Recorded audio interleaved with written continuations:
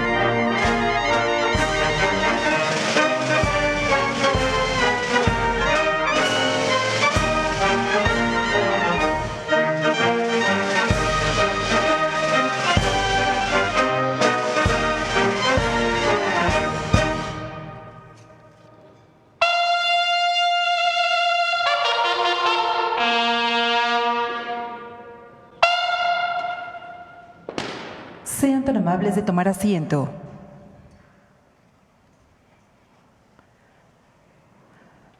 Damas y caballeros, estamos reunidos para conmemorar el 112 aniversario luctuoso de Francisco I. Madero, que tuvo lugar el día 22 de febrero del presente año.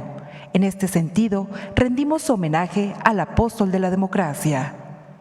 Preside esta ceremonia conmemorativa la Presidenta Constitucional de los Estados Unidos Mexicanos, doctora Claudia Sheinbaum Pardo.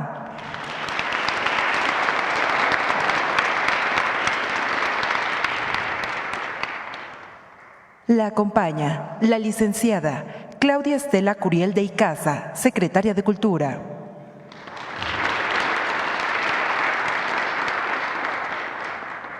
Y el doctor Felipe Arturo Ávila Espinosa, director general del Instituto Nacional de Estudios Históricos de las Revoluciones de México.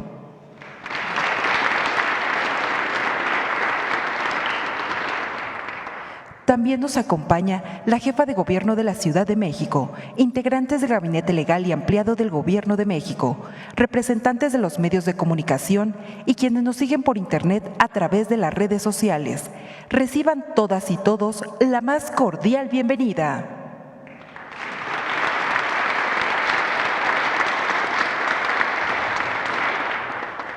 Hace uso de la palabra el doctor Felipe Arturo Ávila Espinosa, director general del Instituto Nacional de Estudios Históricos de las Revoluciones de México. Muy buenos días a todas y a todos. Presidenta Constitucional de la República, doctora Claudia Sheinbaum Pardo, reciba un cordial saludo de parte del Instituto Nacional de Estudios Históricos de las Revoluciones de México, que pertenece a la Secretaría de Cultura. Aquí nos acompaña nuestra querida secretaria. Distinguidos miembros del gabinete, hombres y mujeres que están aquí con nosotros. Este pasado 22 de febrero se cumplieron 112 años del asesinato de Francisco I. Madero, el fundador de la democracia mexicana. Madero y el vicepresidente Pino Suárez cayeron víctimas de la traición de Victoriano Huerta, quien contó con la colaboración de grupos conservadores que querían detener la revolución.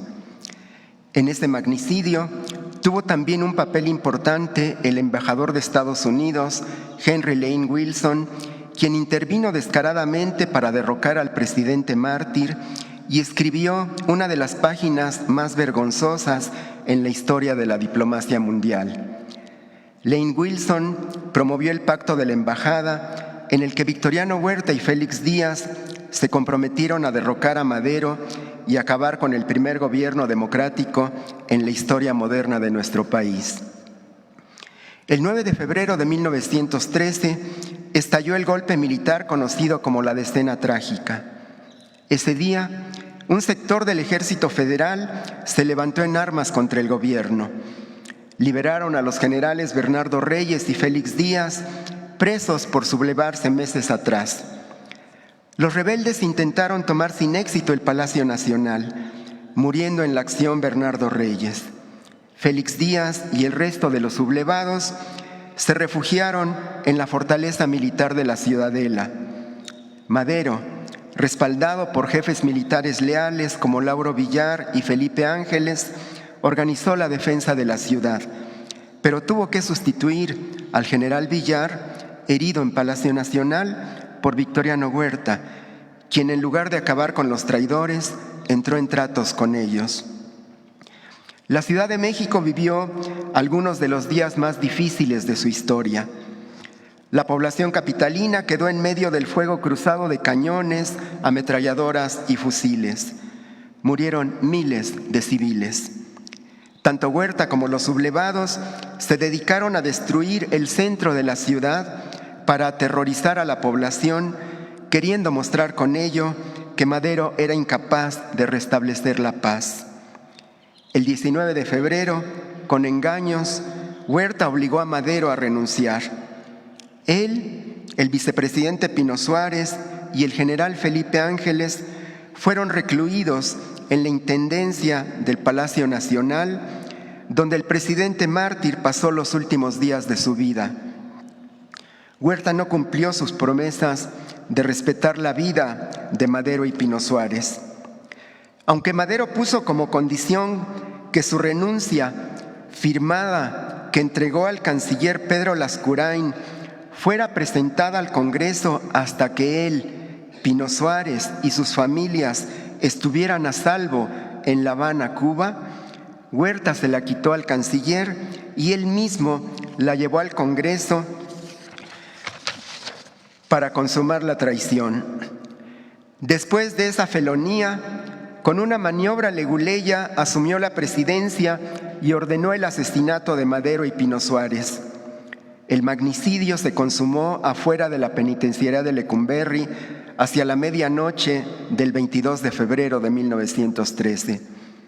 Terminó así, de manera trágica, el sueño de Madero de hacer de México un país democrático, con derechos y libertades para todas y todos. Sin embargo, su sacrificio no fue en vano. Después de su asesinato, surgió una segunda etapa de la revolución que concluyó la obra que Madero había iniciado. La democracia, por la que Madero entregó su vida, tardó décadas en cumplirse y es hoy su legado más valioso. Madero fue un personaje excepcional.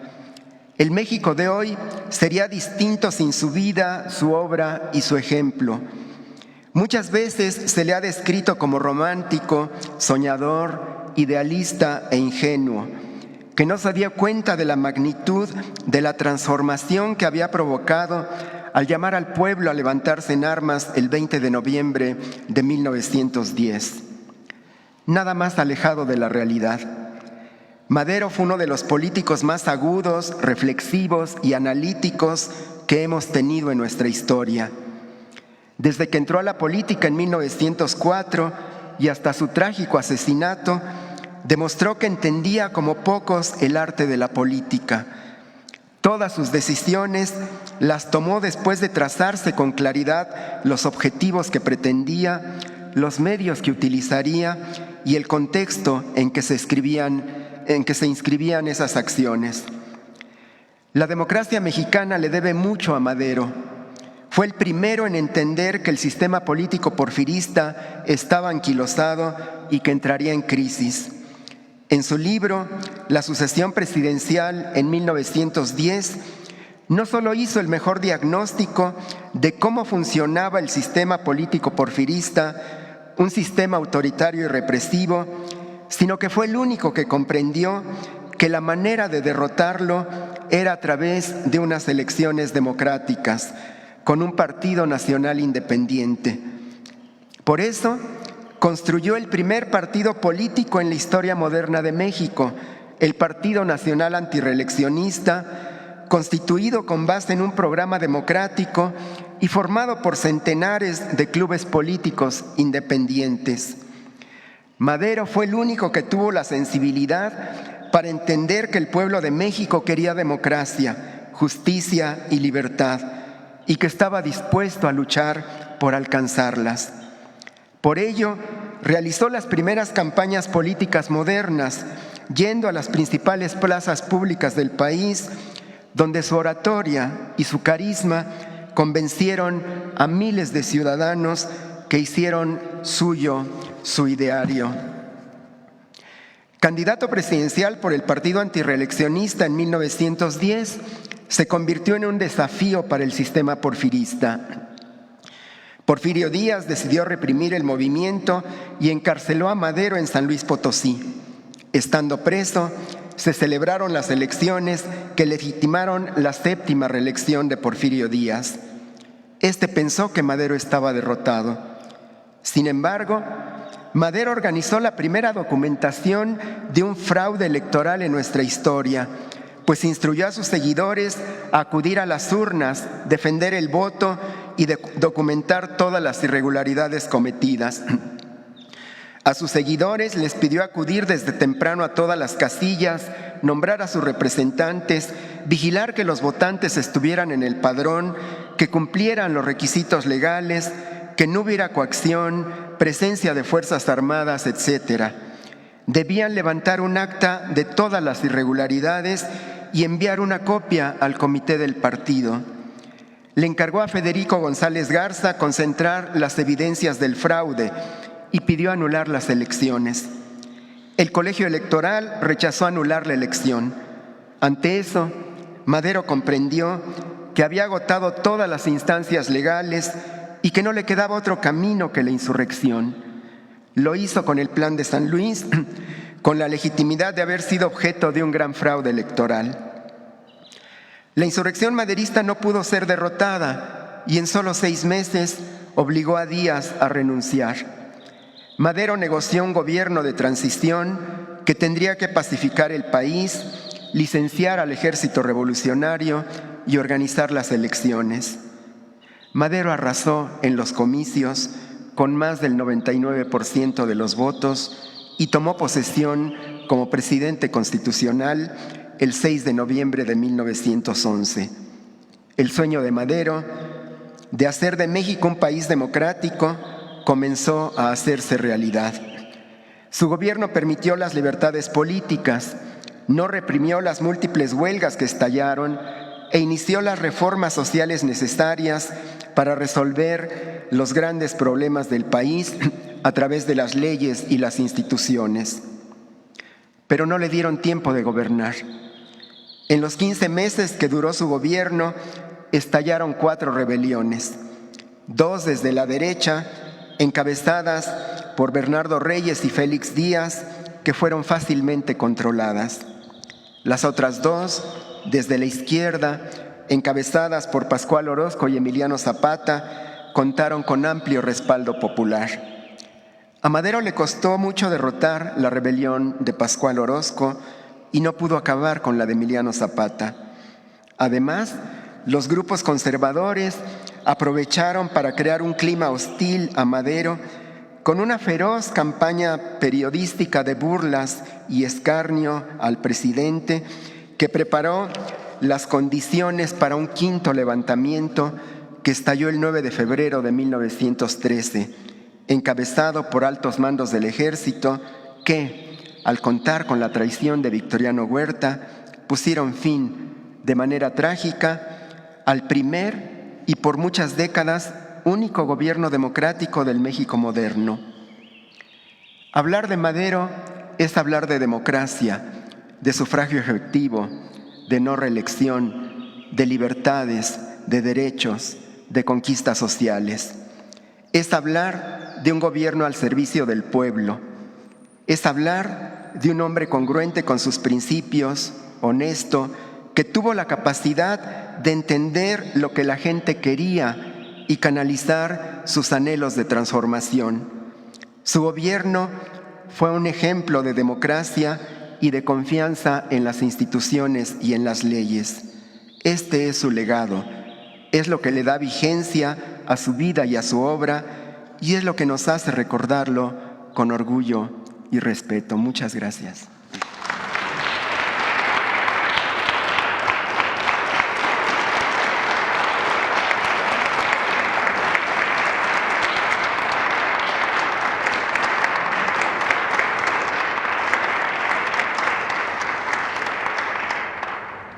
Se les invita a permanecer de pie. La presidenta de los Estados Unidos mexicanos, doctora Claudia Sheinbaum Pardo, acompañada de la secretaria de Cultura y del director general del Instituto Nacional de Estudios Históricos de las Revoluciones de México, montarán una guardia de honor con motivo del 112 aniversario luctuoso de Francisco y Madero.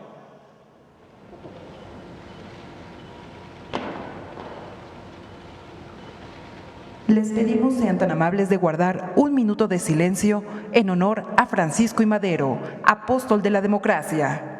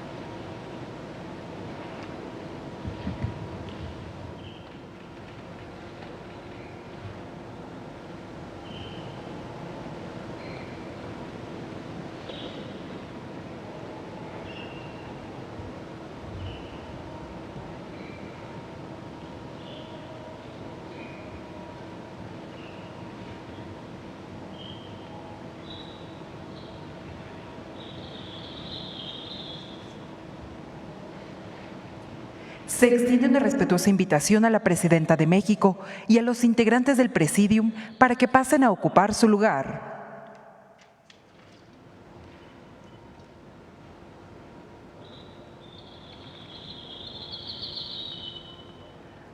Finaliza esta ceremonia con los honores a la Presidenta Constitucional de los Estados Unidos Mexicanos y Comandanta Suprema de las Fuerzas Armadas. Se les invita a permanecer de pie para entonar nuestro himno nacional.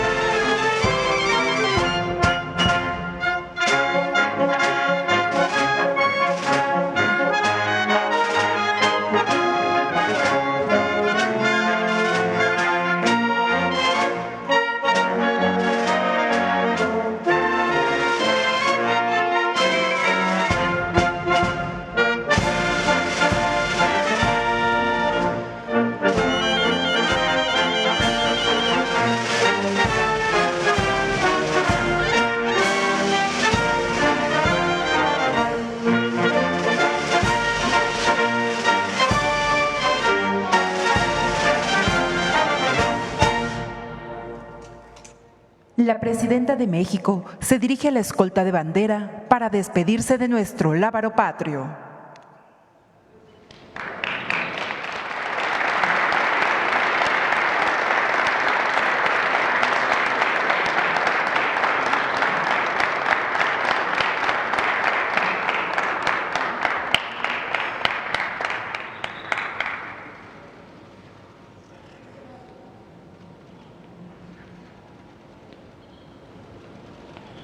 Es así como concluye esta ceremonia. Se agradece la asistencia de la doctora Claudia Sheinbaum Pardo,